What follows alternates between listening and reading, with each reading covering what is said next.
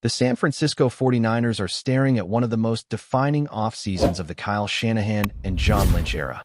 And it's not because they're coming off a championship run. It's because for the first time in several years, there are legitimate cracks in the infrastructure that once made this roster feel inevitable. The wide receiver room is being reset. The defensive line has lost its intimidation factor. The secondary just watched a division rival get better overnight. And looming over all of it is uncertainty at premium positions that used to feel automatic. Let's start with the offense, because year 3 for Ricky Pearsall isn't just important. It's foundational. The 49ers are walking into 2026 without Jawan Jennings, without Brandon Ayuk, and after already losing Deebo Samuel to Washington. That's not a tweak. That's a full identity shift. The top 3 receivers from 2023 are gone. And whether the front office anticipated some attrition or not, nobody expected a total evacuation. Now the spotlight swings directly to Pearsall. This is no longer about development. This is about responsibility. As it stands, the receiver room features Pearsall alongside Jordan Watkins, Jacob Cowing, and Demarcus Robinson. That's not a group that scares defensive coordinators. That's a group that demands one player become the stabilizer. And that player has to be Pearsall. What makes this more fascinating is that the talent is undeniable. According to Fantasy Points data, Pearsall ranked 3rd in separation win rate on outside routes among receivers with at least 200 snaps. Only Devontae Adams and Jackson Smith-Njigba were ahead of him. He was ahead of Puka Nacua and Zay Flowers. That's elite company. That's not projection. That's production when he was on the field. But flashes are not seasons. A PCL injury robbed him of continuity. The rhythm never fully formed. And now the 49ers don't need glimpses. They need 17 games. They need third down reliability. They need someone who can line up at X and command safety attention, so Brock Purdy doesn't feel like he's threading needles every week. Even if the 49ers draft a receiver at 27, even if they sign a veteran, even if they explore the possibility of adding a name like Mike Evans in free agency, none of that removes the reality that Pearsall must become the anchor. Evans, at 33 and coming off an injury-shortened season, would be a vertical specialist and red zone threat. He wouldn't be the long-term tone setter. That role belongs to the 2024 first-round investment. And if you believe in roster windows, this is where you realize something important. When a team resets at wide receiver and doesn't overspend externally, it's because they believe the internal piece is ready. The 49ers are betting that year 3 is the breakout year. But receiver isn't the only structural pressure point. The defensive line, once the heartbeat of this team, fell apart last season when Nick Bosa tore his ACL. Pressure evaporated. Quarterbacks stood comfortable. The trickle-down effect exposed the secondary and stressed the linebackers. Even with Bosa expected back, General Manager John Lynch made it clear at the Combine that getting after the quarterback is priority number 1. And that's where the name Jonathan Greenard becomes incredibly intriguing. The Vikings are reportedly open to moving him due to cap constraints. He's coming off a Pro Bowl season in which he recorded 12 sacks, 84 pressures, and a 15.2% pass rush win rate. Even in an injury-shortened follow-up year, his pressure rate remained among the league's best. He's 28, entering his prime. And unlike many free agents, his money isn't fully guaranteed, meaning a creative team could restructure and extend him. Imagine Greenard opposite Bosa, with Michael Williams returning from injury as well. That restores depth. That restores rotation. That restores the wave approach that made San Francisco's defensive line suffocating in past seasons. But here's where it gets complicated. The 49ers also have Bryce Huff under contract. They need interior help. They may need draft capital flexibility. And suddenly the conversation shifts toward assets. Which brings us to the fascinating possibility involving Mac Jones. San Francisco values him as a backup. He proved capable within Shanahan's system. But Minnesota has quarterback instability. Kevin O'Connell has shown he can elevate passers. And if the Vikings need competition or insurance, Jones becomes interesting currency. Would a direct swap for Greenard be equal value? Probably not.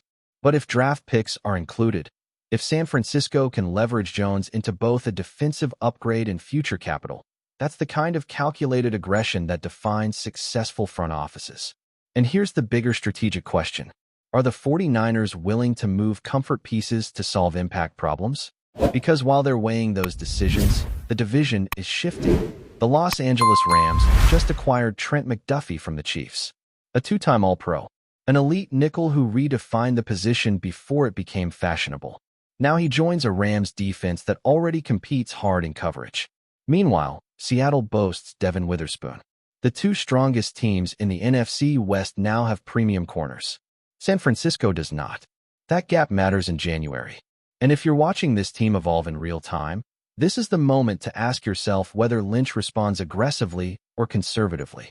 Because windows close quietly in the NFL. If you believe this team can reassert control of the division, hit that subscribe button right now and stay locked in. This offseason will define the next 3 years of 49ers football. The draft adds another layer. The 49ers met with Akeem Masitter, a consensus top 25 prospect and one of the more debated edge rushers in this class. He brings energy, refined hand usage, and a breakout final collegiate season. But he's also 25, played 6 college years, and didn't dominate consistently until his final campaign. That's the kind of profile that divides war rooms. If you draft him at 27, you're banking on late bloom rather than sustained trajectory. And if he hits, fantastic. But if he peaks early, his second contract arrives when he's already 30.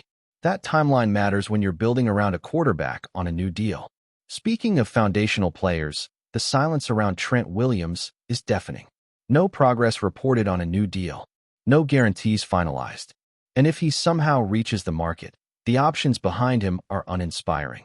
Paying an aging but still dominant Hall of Fame tackle may feel uncomfortable. Not paying him feels reckless. Left tackle is not a developmental experiment. It's protection for your franchise quarterback. The 49ers cannot afford instability there. And while they're sorting that out, they're also reshuffling internally.